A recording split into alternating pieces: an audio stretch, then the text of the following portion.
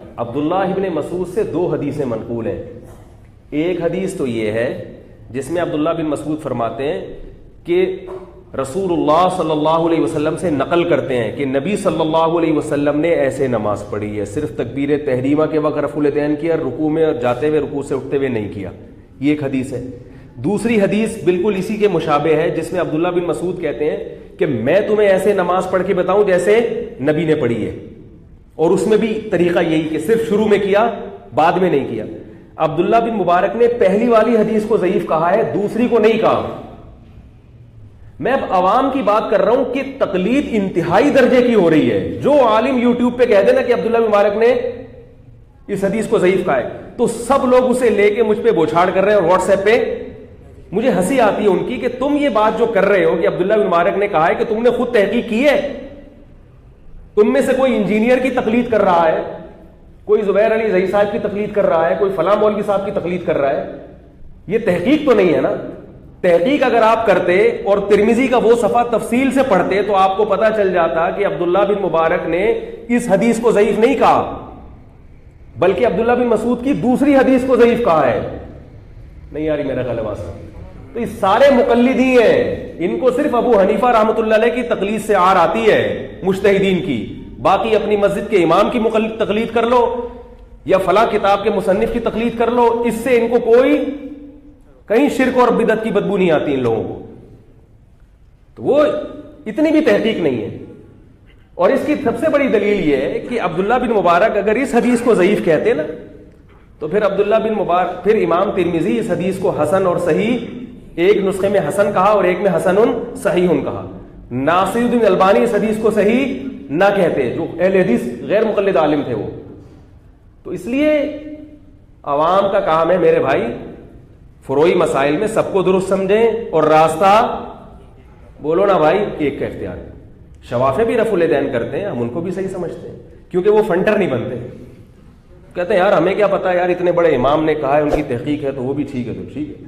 ہم ترک رفع الیدین کرتے ہیں, ہم بھی فنٹر نہیں بنتے. ہم کہتے ہیں یار امام حنیفہ کی تحقیق تھی, ان کے دلائل تھے, چلو اس کو فالو کر رہے ہیں. جو فنٹر بنے گا وہ قیامت میں الٹا لٹکا ہوا ہوگا. اللہ اس سے پوچھے گا تو بتا تو نے یہ بہتان کیسے لگایا عبداللہ بن مبارک پر ہے بھائی, کیسے تو نے بہتان لگایا کہ انہوں نے اس حدیث کو ضعیف کہا. اسے وہ کہے گا اے اللہ میں نے کلپ دیکھا تھا. اس کا جواب کیا ہوگا, اے اللہ میں نے کلپ دیکھا تھا. مجھے لوگ کہتے ہیں یہ تشدد پھیلا رہا ہے, فرقواریت پھیلا رہا ہے. میں فرقواریت جب پھیلاؤں گا جب میں کہوں گا کہ صرف رفع الیدین نہ کرنے کا مذہب ہی صحیح ہے. میں تو کہہ رہا ہوں بھائی دونوں ٹھیک ہیں. امام کے پیچھے فاتحہ پڑھنے والا مذہب بھی ٹھیک ہے اور نہ پڑھنے والا مذہب بھی ٹھیک ہے. دونوں طرف دلائل ہیں. اور رہا یہ مسئلہ کہ دونوں کیسے صحیح ہو گئے, ویسے صحیح ہو گئے جیسے صحابی نے, ایک نے بنو قریظہ والا مشہور قصہ ہے نا بھائی, وہ بنو قریظہ والا مشہور قصہ ہے, جلدی جلدی سنا دیتا ہوں دوبارہ. کہ آپ صلی اللہ علیہ وسلم نے صحابہ کرام کو بھیجا بنو قریظہ کی طرف کہ وہاں پہنچنے سے پہلے عصر کی نماز نہ پڑھو. اب وہ راستے میں عصر قضا ہونے لگی. راستے میں کیا ہوا ہے, عصر قضا ہونے لگی. اب وہ پریشان کہ نبی کی حدیث کیا ہے بھائی وہاں پہنچے بغیر نہ پڑھو. تو وہ بعض صحابہ نے کہا کہ بھائی حدیث تو نبی کی یہی ہے کہ وہاں پہنچے بغیر عصر نہیں پڑھ سکتے. بعض نے کہا نہیں بھائی حدیث تو اس صورت میں تھی کہ بھائی وہ آپ صلی اللہ علیہ وسلم کو یہ علم تھوڑی تھا کہ راستے میں نماز قضا ہو جائے گی, لہذا وہ تو اس صورت میں تھا کہ قضا نہ ہو رہی ہو. یعنی یہ تو بالکل طے شدہ بات ہے نا کہ نماز قضا کرنا تو کسی صورت میں جائز نہیں ہے. یہ تو طے شدہ قاعدہ ہے. جیسے ہم کسی کو احتیاط سے کہتے ہیں بھائی مقام پہ پہنچ کے نماز پڑھنا, کیونکہ ہمیں امید ہوتی ہے کہ آپ وقت پہ منزل پہنچ جاؤ گے. تو اللہ کے نبی کو یہ علم تھوڑی تھا کہ راستے میں نماز قضا ہو جائے گی. آدھے صحابہ نے کہا کہ نماز پڑھنی پڑے گی کیونکہ قرآن میں آتا ہے حافظوا علی الصلوات والصلاۃ الوسطی, نمازوں کی حفاظت کرو خصوصاً درمیانی نماز عصر کی نماز. اور بعض نے کہا بھائی نبی کا حکم کیا ہے, وہاں پہنچے بغیر نہیں. دونوں کا مقصد اتباع رسول تھا نا.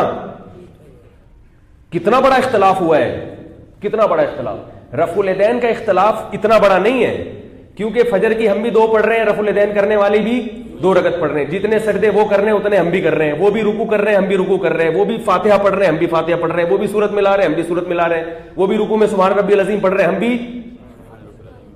ہم بھی کوئی تورات انجیل کی تلاوت نہیں کرتے، قرآن کی تلاوت کرتے ہیں. سجدے میں ہم بھی سبحان ربی الاعلیٰ، وہ بھی سبحان ربی الاعلیٰ.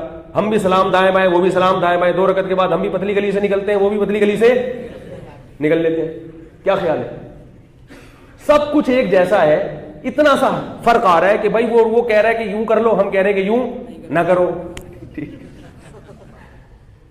اتنا سا اختلاف ہے. اس میں کہہ رہے ہیں کہ نہیں، ایک جہنمی اور ایک کیا ہے جنت. یہ حدیث کے دشمن ہے، یہ فلاں کے دشمن ہے.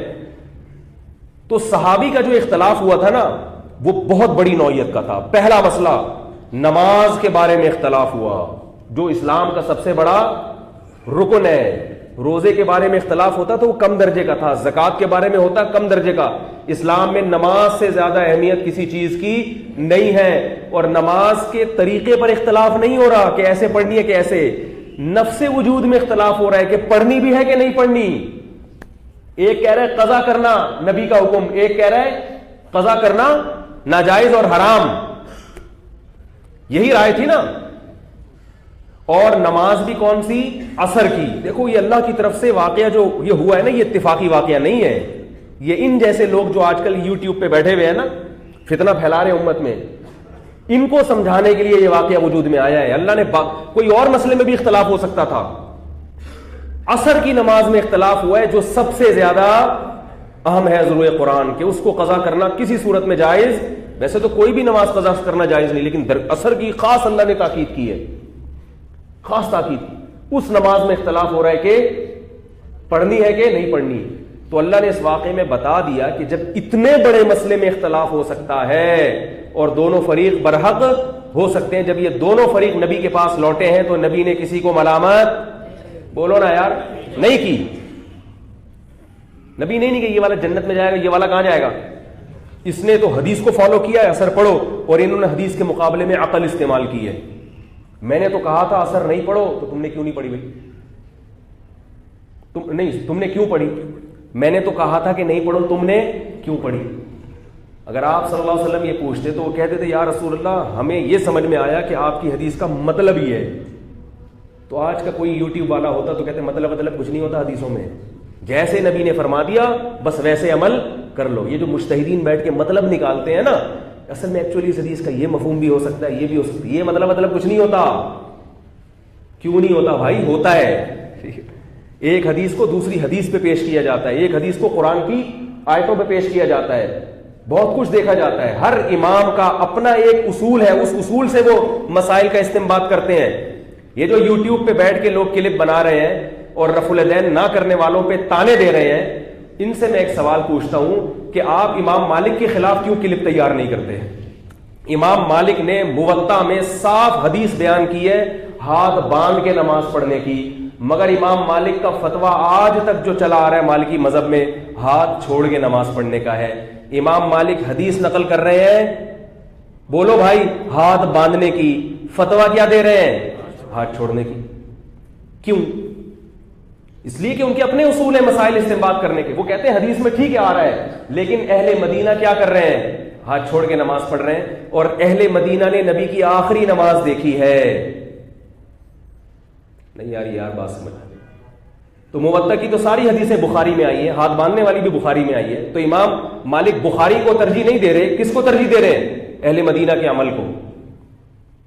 کسی امام مجتہد نے آج تک امام مالک پر انگلی نہیں اٹھائی. علمی اختلاف ضرور کیا مگر تانا نہیں دیا حدیث کو چھوڑ کر.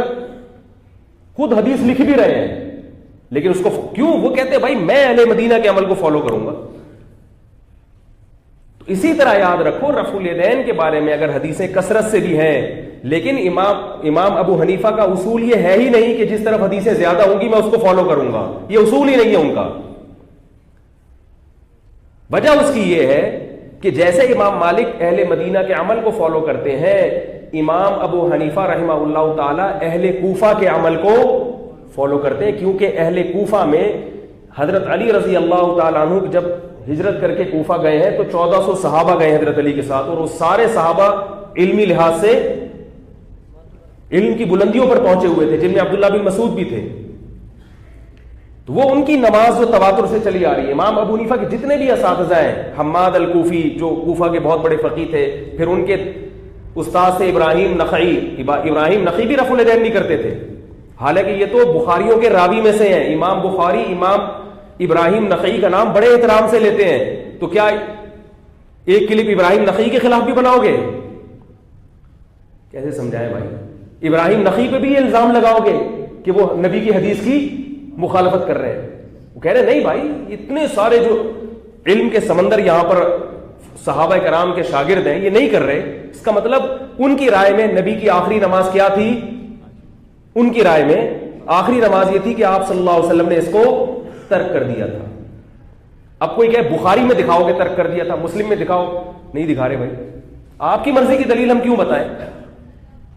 امام مالک نے تو موطا میں کہیں نہیں لکھا کہ نبی نے آخر میں ترک کر دیا تھا، ایسی کوئی حدیث نہیں. وہ کہہ رہے تواتر سے چلا آ رہا ہے یہ عمل. رہا یہ مسئلہ، یہاں دو اشکال ہوتے ہیں کہ کوفہ تو فتنوں کی جگہ تھی. کوفہ فتنوں کی جگہ تھی روافض اور خوارج کے لیے. اہل سنت والجماعت نے ان فتنوں کا مقابلہ کیا ہے. امام ابو حنیفہ اور ان کے جتنے اساتذہ ہیں ان میں کسی کا خوارج سے اور روافض سے تعلق نہیں تھا، وہ سارے اہل سنت والجماعت میں تھے. تبھی بخاری اور مسلم کے روات میں ان کی بہت بڑا کردار ہے. وہ ان فتنوں کے مقابلے میں تھے، ان فتنوں کا شکار ہونے والوں میں نہیں تھے. سمجھ رہے بات کو؟ دوسری بات یہ کہ کوفہ سے جتنا علم اس امت کو ملا ہے اتنا علم کسی اور جگہ سے نہیں ملا. اس کی سب سے بڑی دلیل، ہم جو قرآن مجید کی تلاوت کرتے ہیں جس قاری کی قراءت پر، یہ قاری کہاں کے مشہور ہیں؟ کوفہ کے. قرآن جو دنیا میں سب سے زیادہ پھیلا ہے وہ کس قاری کا پھیلا ہے؟ کوفہ کا. جب کوئی کہا کرے نا کوفہ کو فتنوں کی جگہ تھی تو بولے پھر قرآن پڑھنا چھوڑ دو، یہ والا نہ پڑھا کرو. پھر رہا مسئلہ حدیث کا، قرآن کے بعد کیا چیز آتی ہے؟ حدیث. حدیث میں صرف ایک میں آپ کو مثال دیتا ہوں. امام بخاری فرماتے ہیں کہ میں علم حدیث حاصل کرنے کے لیے مدینہ حجاز اتنی مرتبہ گیا، حجاز میں مکہ مدینہ بھی آتے تھے. میں دمشق اتنی مرتبہ گیا، مصر اتنی مرتبہ گیا، کوفہ کتنی مرتبہ گیا، لا احصی، میں اسے شمار نہیں کر سکتا. اتنا زیادہ گیا ہوں کوفہ سے علم حاصل کرنے کے لیے. حدیث کا علم پتہ چلتا ہے کہ حدیث کا علم بھی کوفہ میں، بولو بھائی، کیونکہ دارالخلافہ تھا نا. جو چیز دارالخلافہ بن جائے تو وہ علم کا مرکز بن جاتی ہے. رہا یہ مسئلہ کہ رفع الیدین کی حدیثیں زیادہ کیوں ہیں، تو یاد رکھو جو چیز کرنے کی ہوتی ہے اس کو ہائی لائٹ کیا جاتا ہے، جو نہیں کرنے والا عمل ہوتا ہے اس کو بیان نہیں کیا جاتا. بات آ رہی ہے سمجھ میں؟ دیکھو آپ کے گھر کوئی شخص آیا، وہ جو ایکٹیویٹیز کرے گا، جو کام کرے گا، جب وہ واپس جائے گا تو آپ کہو گے فلاں صاحب میرے گھر آئے تھے، یہ بھی کیا، یہ بھی کیا، یہ بھی کیا. بس آپ کبھی یہ نہیں کہو گے فلاں صاحب میرے گھر آئے تو یہ بھی نہیں کیا، یہ بھی نہیں کیا، یہ بھی نہیں کیا، یہ بھی نہیں کیا، یہ بھی نہیں کیا، یہ بھی نہیں کیا. وہ تو بھائی لاکھوں کام ہے جو نہیں کیے. تو جب نبی نے رفع الیدین کے ساتھ نماز پڑھی اس کو بیان کر دیا گیا، اور جس نماز میں رفع الیدین نہیں کیا اس کو صحابی نے بیان کیا ہی نہیں. بھائی نماز میں جو کام کیے جائیں گے نا وہ تو بیان کیا جاتا ہے، جو نہیں کیے جا رہے ہیں ان سے خاموشی اختیار کی جاتی ہے. اور یہ جو بعض لوگ کہتے ہیں نا رفع الیدین پر اتنی ساری حدیثیں ہیں، یہ بھی غلط ہے. وہ رفع الیدین جس میں ہمارا خصم سے جھگڑا میرا تو جھگڑا نہیں چلتا، جو جھگڑا کرنے والے لوگ ہیں وہ والے رفع الیدین پر اتنی نہیں ہے. کیونکہ جو رفع الیدین جس میں اختلاف ہے وہ کیا ہے؟ رکوع میں جاتے ہوئے، رکوع سے اٹھتے ہوئے بھی کرنا ہے، اور جب سجدے سے آپ تیسری رکعت کے لیے اٹھیں تو بھی کرنا ہے. یہ والے رفع الیدین پر زیادہ روایتیں نہیں ہیں. جتنی روایتیں پیش کی جاتی ہیں ان میں ایسی بھی چند روایتیں ہیں، لیکن زیادہ تر روایتوں میں کیا آتا ہے؟ رکوع میں جاتے ہوئے آ رہا ہے تو اٹھتے ہوئے نہیں ہے.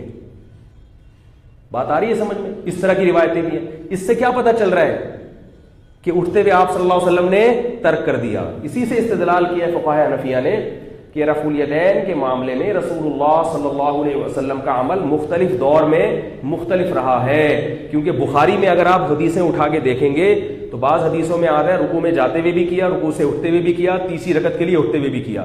بعض حدیثوں میں آ رہا ہے رکوع میں جاتے ہوئے کیا، رکوع سے اٹھتے ہوئے کا ذکر نہیں ہے. بعض میں آ رہا ہے رکوع میں جاتے ہوئے، رکوع میں اٹھتے ہوئے، تیسری رکعت کے لیے اٹھتے ہوئے نہیں ہے. تو ہم یہ کہتے ہیں کہ اس سے پتہ چلتا ہے کہ آہستہ آہستہ نبی صلی اللہ علیہ وسلم نے رفع الیدین ختم کیا ہے. بعض لوگ کہتے ہیں کہ نہیں، رکوع میں جاتے ہوئے جو ہے کیا ہے، رکوع سے اٹھتے ہوئے جب نہیں ہے تو نہیں ہونے سے یہ لازم تو نہیں آتا کہ نہیں کیا. واقعی یہ لازم نہیں آتا. لیکن اگر صحابی رفع الیدین کو بیان کر رہے ہیں تو جہاں جہاں کیا وہاں سب جگہ بیان کرتے. کیا خیال ہے؟ جب ایک جگہ بیان کر رہے ہیں دوسری جگہ ترک کر رہے ہیں تو یہ اس کی علامت ہے کہ یہاں کیا ہے اور وہاں نہیں کیا. سنن نسائی کی بالکل صحیح حدیث ہے جس میں آتا ہے کہ آپ صلی اللہ علیہ وسلم نے 2 سجدوں کے درمیان بھی رفع الیدین کیا ہے, اور اس کے بارے میں صحیح روایت ہے کہ آپ نے وہ رفع الیدین ترک کر دیا تھا. اسی سے استدلال کیا ہے فقہائے حنفیہ نے کہ رفع الیدین ایک زمانے میں بہت زیادہ ہوتا تھا, پھر کم ہوتے ہوتے ہوتے ہوتے پھر وہ جو عبداللہ بن مسعود کی روایت ہے, اور وہ روایت نہ بھی ہو تو ان کا عمل اور صحابہ اور اہل مدینہ کا عمل اس کی علامت ہے کہ آخر میں بالکل تکبیر تحریمہ تک آ گئے تھے. اور عبداللہ بن عمر سے بھی یہ روایت ہے, کرنا بھی ثابت ہے اور نہ کرنا بھی ثابت ہے, ان کا اپنا عمل جو ہے. تو خیر میں پھر بھی کرنے والوں کو ملامت نہیں کرتا, یہ کوئی بات نہیں ہے کہ اس پہ لڑ رہے ہیں کہ رکوع میں جاتے ہیں یوں کیوں کر لیا اس نے یا یوں کیوں نہیں کیا, یہ چھچوری حرکتیں ہیں. میں تو یہ بتا رہا ہوں کہ جیسے ہم اس مسئلے میں اعتدال سے کام لیتے ہیں تو جو رفع الیدین کرنے والے ہیں ان کو بھی چاہیے کہ ہمیں کیا سمجھیں, مسلمان سمجھیں, ہمیں کوئی اور مخلوق نہ سمجھیں. اور پھر بھی نہیں سمجھتے تو نہ سمجھیں ہمارے لیے, ہم تو بیان کرنا چاہتے ہیں, بس حق بات کو کسی کی سمجھ میں آ جائے ٹھیک ہے, نہیں آئے تو ہماری بلا سے.